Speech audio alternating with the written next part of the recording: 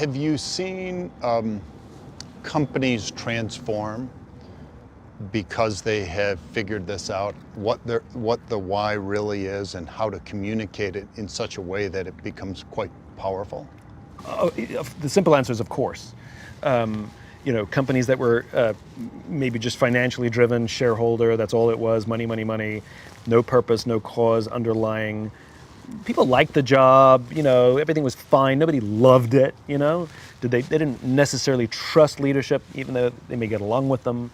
And when the cause becomes clearly articulated and visceral, it's visceral for the leaders as well.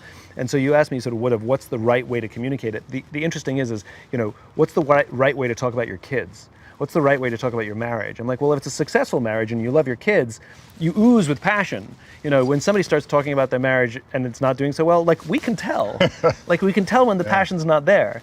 And it's the same for work, which is if you truly have a love, if the leadership truly has a belief in the mission that you're trying to advance, I don't need to give you an instruction manual on how to talk about it. It'll pour out of you. In fact, quite the opposite. We'll have to get you to stop, right? I think the one thing that a lot of leaders miss the opportunity or they take for granted is meetings, quite frankly, which is when we start a meeting, let's say it's reviewing the budget, right? So everybody comes in and all right, let's pull out the budget and pull out the Excel sheet and we'll start looking at the numbers, but no context is ever given. And I'm a great believer that you should start every meeting to the point that people make fun of you, reminding people why this meeting exists. What's the purpose of this meeting? It's not actually the budget, right? Guys, we wake up every single day to find the cure for cancer. It's the thing that drives every single one of us. And if we do well financially, we have the fuel to achieve our goal. If we don't do well financially, then right there, we're not going to find the cure for cancer. We will not be able to contribute at all. So the reason we're having this budget meeting is to make sure that everything's on track and to make sure that that this is advancing that. Because when we leave that context out, it all becomes about this, and that's when we get that myopia.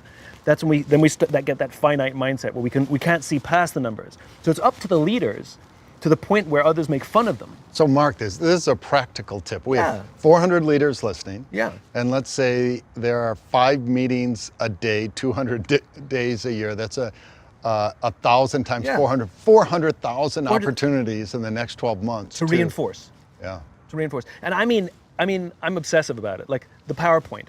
The one page of your PowerPoint presentation that gets gets a longer read than any other page is the cover page. Because it's up on the screen while we're waiting for the meeting to start. Everybody's just sort of hanging out. There it is on the screen. Everybody's just waiting. Every other page is just a minute each. 3, 4, 5 minutes. We're just sitting, reading that page, or sitting on someone's desk, just lying there.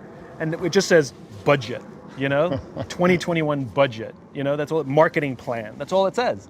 So I'm a great believer that the cover of that page should be the big bold words of the context, why we're doing this. And the small words underneath are, and the money we need to do it, and the marketing plan we need to do it, and this year's, HR plan to do it. But that cause needs to be front and center all the time.